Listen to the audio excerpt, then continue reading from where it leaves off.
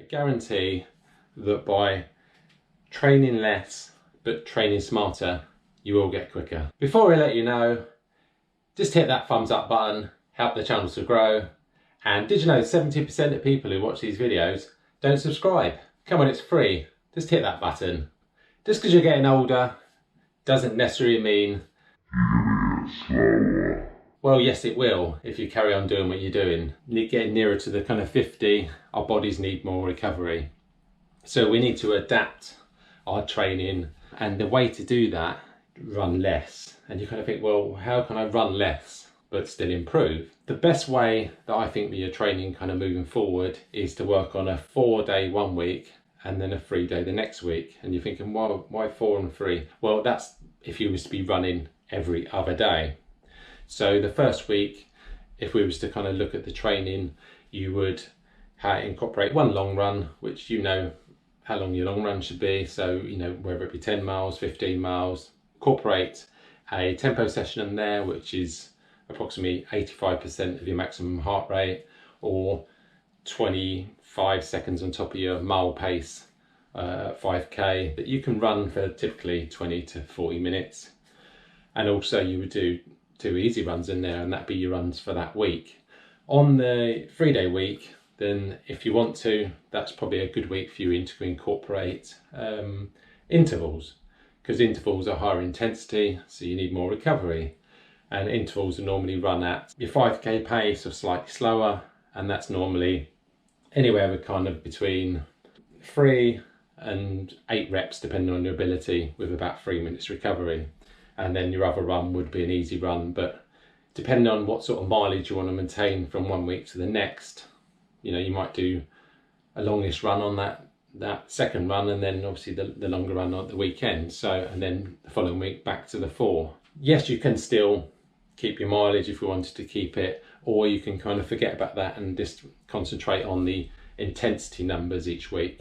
Because you're doing intervals, then that 3 week, that's probably the same intensity that you'll be doing on the other week, because you're doing a tempo run and some easier runs. So all these easier runs that I'm talking about are at an easy pace, so i.e. your aerobic zone. Recovery doesn't just mean, you know, taking a day off.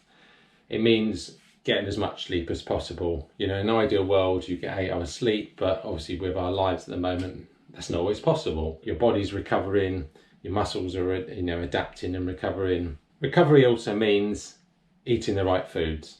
I'm not a nutritionist, so I'm not going to go in the ins and outs. Some are all different. So it's just making sure you take enough protein, carbs and fats. Hydration is also key. We're made up of 70% water. So if you're out on the runs and your legs are heavy, aching, feel like got no bounce, could come down to hydration. You know, people throw down numbers of drinking 3 litres a day, but we're all different, and you need to find out what number works for you, because we all sweat at different rates. On top of all this, you need to work on your strength and mobility, because obviously we get older, we lose muscle mass, and we don't become as flexible as we did when we were younger. But if you continue with that flexibility as you're getting older, then obviously you can take that going forward. So, you know, if you don't do exercise to open up your hips and, you know, stretching your hamstrings and stuff like that, then you're going to end up getting a shorter, you know, stride length.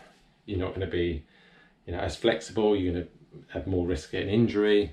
And also strength work, which I mentioned, that obviously you're losing muscle mass. So just incorporating, you know, once a week, some strength training, whether that be lunges, squats with a, you know, weight, 3 sets of 10, you know, adapt that depending on obviously your ability. So all these things will make you be able to enjoy your running, will be able to make you each session be more quality rather than quantity. You will be able to run faster when you need to, rather than turning up, you know, at a race or a park run and ending up just being too fatigued, and then wondering, you think, I'm putting all this training, but I'm not, you know, I'm not performing.